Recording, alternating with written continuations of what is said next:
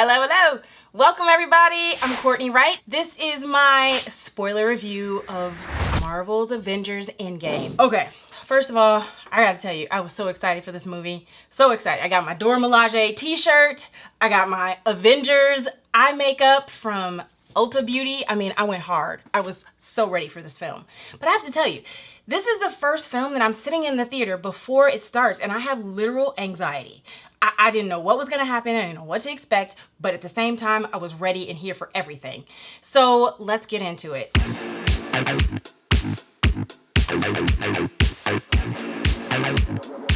That opening scene, let's just talk about that. Hawkeye's family, that was such a beautiful scene and a perfect way to start it. There was no introduction, the credits came afterwards, but that moment when you get to see him enjoying a beautiful day with his family, only to turn around and turn back and they're all gone, was devastating. I think that's where the emotional impact started for me. It was just really powerful way to start into the film. I knew we were going on a roller coaster ride from that moment on. And then getting into like the Tony Stark and Nebula. So Jaby and I always talk about Marvel comic books. So I've read Infinity War and I knew that Nebula played a huge part in that comic strip or in that graphic novel. But at the same time, I also knew that the Russo brothers had already said that they were gonna change up the canon and from what happened in the comic book to what's happening in this movie. But I was so glad that they still had that aspect, that Nebula played a huge role in helping everybody defeat Thanos and then change the outcome of what happened. So to see her, I mean, it was just fantastic. Like her interactions with Tony Stark on that ship when they were just like floating out in the middle of space was hilarious. Her just dry delivery of every single line, it set up this beautiful connection to a character that as of late, we haven't really gotten to see that side of her. Someone who is caring and still learning, because she has had this whole background that is just basically, you know, Thanos turned her in to this like android type character. Nebula was a huge power player as far as I was concerned. And somebody asked me on Instagram, who was my MVP of this movie?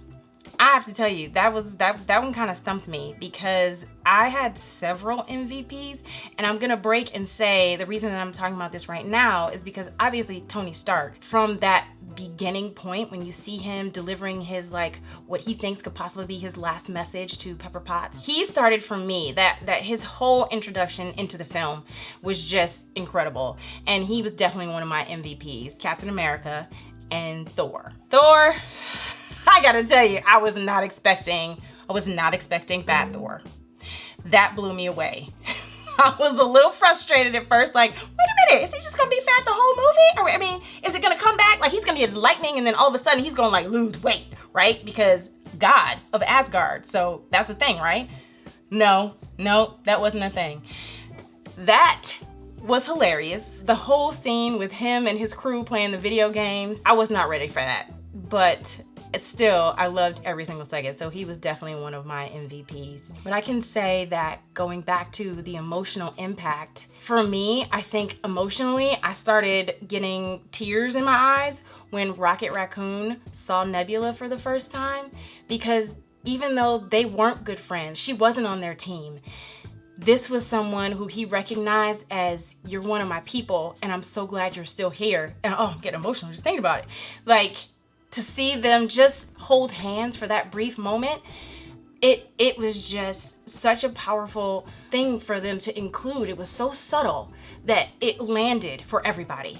And that's the beauty of Endgame, I felt like. In terms of the Russo brothers, they're the real MVP of this film. Because to have crafted such an epic film that still had emotion, beautiful storylines, character development, as well as a fantastic villain. Like all of it. The battle scenes were epic. It was flawlessly done. And that's rare for me to say that a film is flawless. But I flat out, hands down, and anybody can come and like debate with me, but this movie was perfection.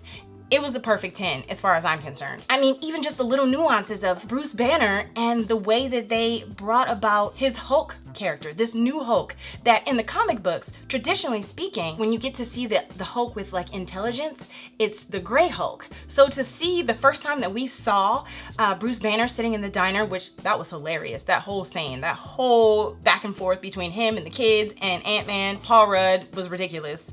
But to see him sitting there in that gray shirt, it was a subtle nod to the fans, like, we know that. We still want to just adhere to the fact that, like, the Hulk that we know is the green Hulk, but we recognize that this is the gray Hulk. So it was just those little kinds of things for me that were like, oh yes, just little nods to everybody. I didn't know at first, like, where are we gonna go right now when that 5-year jump happened, even before the 5-year jump, like right when Thor takes his Stormbreaker and he cuts off Thanos' head, and I'm like, wait, what do you mean? What, that's it? Like, no, we just 10 minutes, 10-15 minutes, you already took his head off? Where are we gonna go? So to see that 5-year jump and to see where everybody was post snap, that to me was brilliant, because you get to see not just our Avenger heroes, but you also get to see the community at large and like how people are dealing with it. And just, I mean, even the support group being led by Captain America, who of course he would be the one leading the support group, considering that he went to sleep in 1945 and then woke up in the 21st century. So yeah, I'm pretty sure that was perfect job for him. That 5-year gap, it allowed us to kind of like go along and catch up where everybody was, but at the same time we got to feel the emotion and the weight of what they had been through. So when Scott Lang comes to in that van, and to see him like running through this town where he has literal no idea what's happening, where everybody is, that to me was a perfect segue, because I was wondering, how are they gonna bring in Ant-Man? Like, how are we gonna get him out of the quantum realm, where I was a little like the mouse, just like, you know, little random little mouse, little Ratatouille running around like turning on machines and stuff, but I'll go with it. I'm good for that.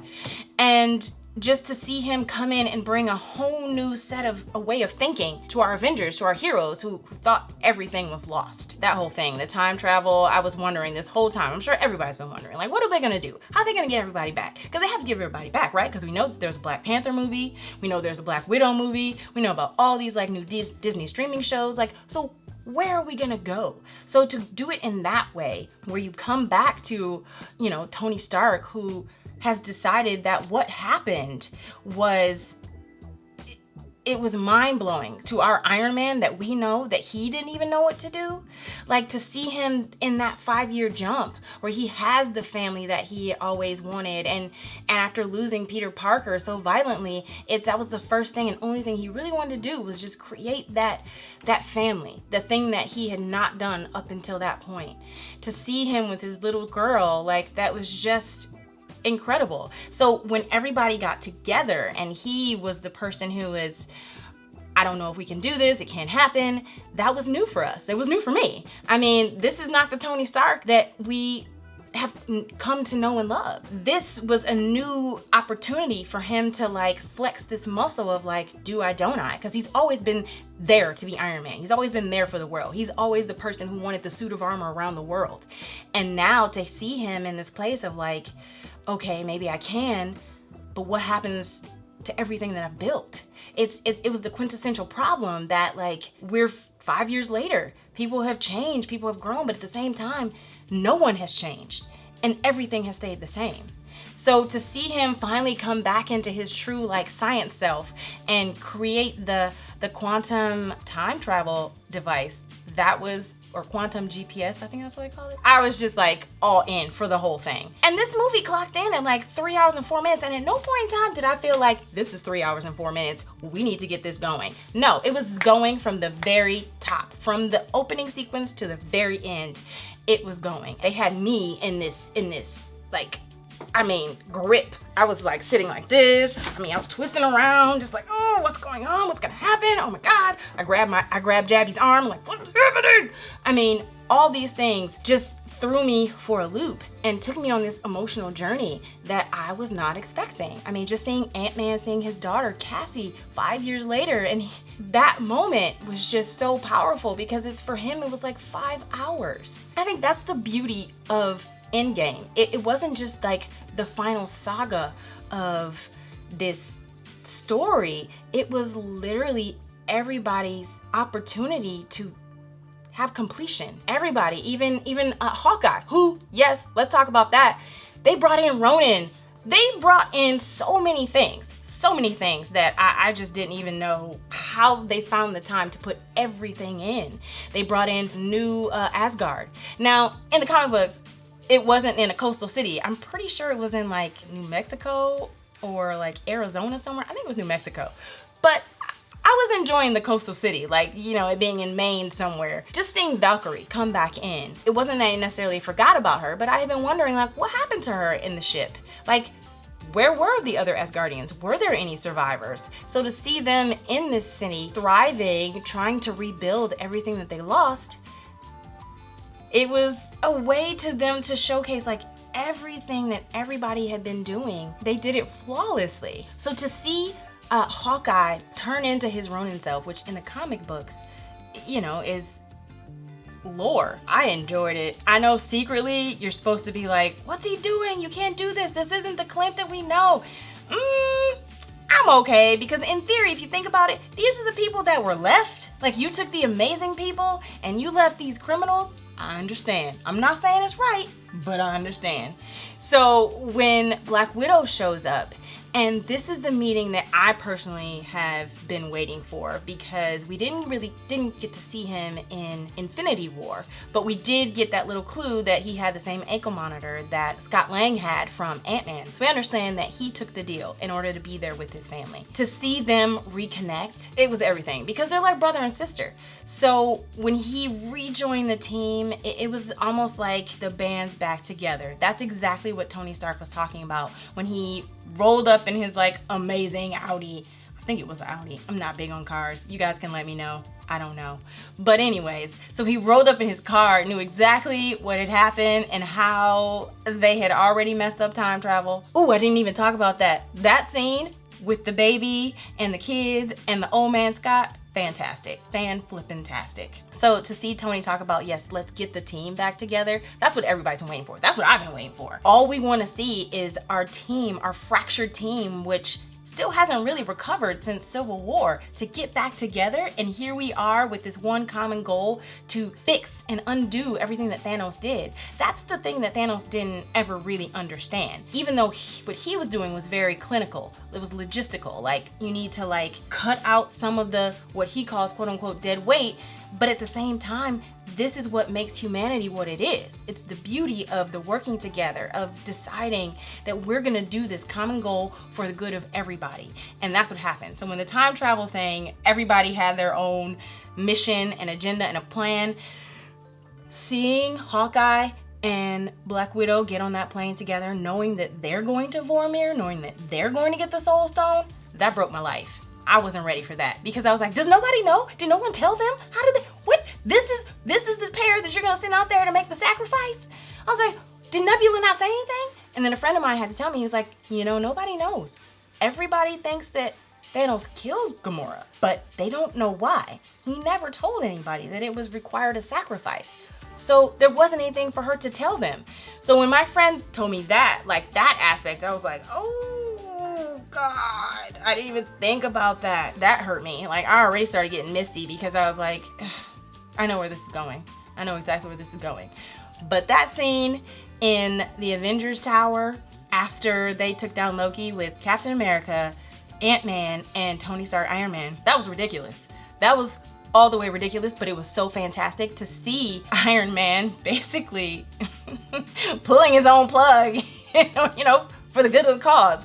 That's the kind of hero you want. I'm willing to take myself down in order to get this show going. But to hear Ant-Man say, Cap, that's America's ass. You know, we were all thinking it, or at least all the women. His ass in those pants, in any pants, even though Iron Man, I give it to you, you know, the pants, maybe they didn't do anything for you. They did everything for me. But to hear Chris Evans say, that is America's ass. Yes, 2 snaps up, all the snaps. That was fantastic. I'm gonna watch that and repeat when this video comes out, cause yes, especially since, well, we'll get there. They get through, they do all the things. Seeing Howard Stark and Tony Stark get to have this conversation about fatherhood, that was something that was completely unexpected. When they jumbled up the heist in order to get the Tesseract, and then they had to jump to 1970s. I had no idea where they were going. I didn't even understand. Like, but to find Howard Stark and Hank Pym and Peggy Carter, they legitimately got everybody in. It just was such a beautiful ride to watch everybody have their perfect connections. But to see Tony Stark and his father talk about fatherhood, it's almost like he was telling him about his granddaughter. It was something that you just couldn't even prepare for. Like, as a fan, this film was more than just a superhero movie. It was a family movie, it was an action movie, it was a drama and a comedy. It had literally had everything that we could ever want. So when they finally get everything done, only to have it fall apart because of Nebula, some like weird time hiccup where crossing the streams. I mean, it was so Ghostbusters. I was like, what? No, her eyepiece? Come on, that's what's gonna bring us down? Couldn't believe it. But of course we had to have some way to get Thanos back in, because, you know, we lost his head in the beginning. We had to have some way to get them back. There had to be something. But for everybody to, you know, be so, they were so wrapped up in getting the glove, getting the stones, getting it together, and so we can do the snap, so we can get everybody back. They didn't have time to take the time to notice that, oh, hey, maybe there's something wrong with Nebula, because there was a greater goal at play that had to be done. When those ships came in and they blasted Ant-Man, I was like, no, are we about to lose Ant-Man this fast? That can't happen. That can't happen. But that battle sequence, I wonder how long it really took them to really tape that, to record and film that. Because if you think about it, there were so many levels and layers. I mean, people falling through the Avengers Tower as it's crumbling around them. Then to have all these like massive ships come in, and Tony Stark, you know, coming around, finding Captain America, and then you got Hawkeye with the glove. It was like it was a football. Everybody had to like protect the glove, and everybody were like the linebackers. It was just such an incredible sequence to unfold in front of my eyes. Everything that happened in that battle, seeing Fat Thor pull it together. Oh, I didn't even talk about Thor and his mom. That was beautiful to see Thor reconnect with her, and of course she would know, because number one, she's his mom. And yeah, his eye looks weird, but that is the one person that he needed to help him understand who he was versus who he was trying to be, and to really just be able to accept yourself, which fundamentally, it's to see a superhero, to see a god go through something like that. It's almost like it makes us, who are regular humans, it gives us, you know, like food for thought. Because of course, when we're placed something so paramount to like our survival is put in front of us, to be able to know what to do, where to go, how do I do this? But to see our hero character struggle with that, I thought Chris Hemsworth did such a wonderful and beautiful job. He definitely was a for sure MVP in how he carried Thor and how he brought him through this film. But to see him, you know, pull it together when they see Thanos sitting there and he pulls his lightning together, I was like, really? Come on, lose some weight. But no, he didn't lose any weight. It's okay. But he did get Mjolnir back. And that moment when Captain America got Mjolnir, we all knew it was possible. From Age of Ultron, when Cap was the first person to like take Mjolnir, I was like, ooh, got it to lift a little bit. It got us all thinking. And this answered the question. Could Captain America wield it? Yes, he could. And like a boss. I mean, he came through. I couldn't even handle that stuff. Fantastic. I was just blown away by that whole battle. And during the scene when Captain America, he thought, if I'm going down fighting. I'm getting chills again. But to see his shield cracked, but his resolve clear, to see that clear, and to see him not take off the shield, but to tighten it, but to tighten what's left. Because if I'm going out like this, I'm for sure getting emotional. If I'm going out like this, I'm doing it, and I'm doing it to the bitter end, only to hear Sam come in his ear and say, "On your left." Like, that for me was just, that was everything, because it showed us, even though he was ready, the team was ready, Thor, Iron Man, everybody was like giving their all. They weren't alone, which ultimately I think is the beauty of Endgame, is that we're never alone. Even though we feel like we are, we never are. There's always people that will come and rise up and be the troops you need them to be. So to see all those beautiful circles open and we got everybody back, it was just such a powerful moment. I lost it. I lost it at that point. I've seen this movie twice and I lost it both times. I was not ready to see all those circles open up. Not just to have Sam, but to have it open, and there was T'Challa and Shuri and Okoye, to see them come out, and then we get Doctor Strange and all the Guardians came back, and then all of the Time Masters that came, like Wong, and everybody, legitimately everybody came through, even the Asgardians and Valkyrie on a freaking Pegasus. Come on, really? They found a way to literally bring out the best of humanity and to show Thanos, you bring your worst and this is our best. Only to hear Cap say, "Avengers, assemble." It was everything I needed. Everything I needed. That's why for me, this movie was perfect. I have been saying this to anybody who will listen, and most people don't listen to me, and that's fine. I don't really care, I'm over it. But I know that from the comic books, there is the time when Captain America loses his super serum. He becomes Old Man Cap. And I've been saying it. I'm like, this would be the perfect ending if they gave us Old Man Cap. He can retire. He can have his time. But we don't have to physically lose him. It's enough for me to know that he's out in the world somewhere in a retirement home having tea and biscuits. But he's somewhere. If we have to lose somebody, and losing Iron Man, losing him the way that we did, Thanos saying, "I am inevitable," for him to say, "I am Iron Man." That was the last line of the very first Iron Man, which this is the movie. Iron Man is the one that set us up for where we are today. So to have his last line be, "I am Iron Man." And I know it wasn't technically his last line because he had one Pepper Potts, but whatever, you know what I'm saying. That was just like perfection, because that was the one thing that Doctor Strange couldn't tell him. He couldn't tell him until it was the moment when Iron Man had seen everything and where they had been and where they're going. He knew if he told him that one shot that they had was him sacrificing his life, and he did it without question, without hesitation. He did it.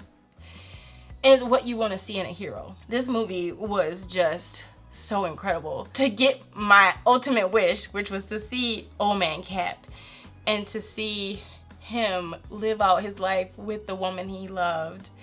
I don't think that there could have been a better way to cap off, no pun intended, but to cap off this perfect film. Everybody got everything. And then to have that closing funeral sequence.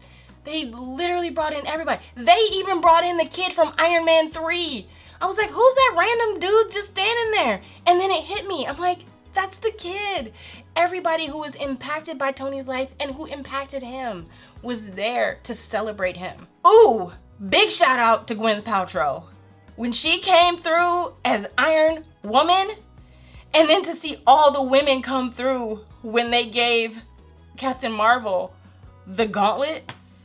And they're like, she's not alone. That powerhouse moment when all the women came through and they just battled with Captain Marvel, which at first I was a little mad. I was like, why are you always late to the party, Carol Danvers? Really? What's happening? Come on. I mean, where are you? Where are you? I was angry. I had all the rage. But then she came in like a gangster. Came in, not only did she come in and torpedo his ship, she came in like a true boss and just handled like half that army. And I understand what people are saying. They're like, it's not her movie. It's not her film. We can't have her coming in and destroying everything. She's like a one-man show, one-woman show. But at the same time, you do want to see like every single one involved in this battle, because we have waited for her movie and we waited for her, and she didn't disappoint. I wasn't disappointed in her at all, but I would like to have seen a little bit more. But I do understand that based on everything that we saw in the credits, just the way that the credits went down, they had to take it through to the end, you know? They had to take it through with our key people who set us up in that first Avengers. I'm getting towards the end. Last but not least, the loss of Black Widow. When that moment finally happened and they got to Vormir and they had to decide, that's true love. I was really hoping that like the Red Skull would be like, you know what? I ain't gonna do that to y'all. I mean, I can see how bad y'all both want it and this is going back and forth and it's going a little long, so I'm just gonna let y'all take it. I was really hoping for that, but I knew it wasn't gonna happen. Oh, but that moment between them where she sacrificed for him, this is legitimately the one thing that she wanted to do for everybody. That was the ultimate sacrifice. They couldn't have done it without her. They legitimately could not have done it without her. She was there in spirit even though she wasn't there. But Wanda, girl, Scarlet Witch, it's like hell had no fury as a woman scorned. Where was all that? Where was all that? And I need you to make sure you bring that to every single party because you ran Thanos. I mean, you scared him. You scared him. As well he should have been. Yeah, like I said, I can't have just one MVP. I'm gonna have to go with the Russo brothers because they did a brilliant job. And I thank you, I salute all of the Avengers, everybody who worked on this film and put this together. It was a perfect film. And I look forward to the next shebang, the next party, whatever the next 10 years Marvel's has for us. I'm here for it. I am Cortney Wright. Bye.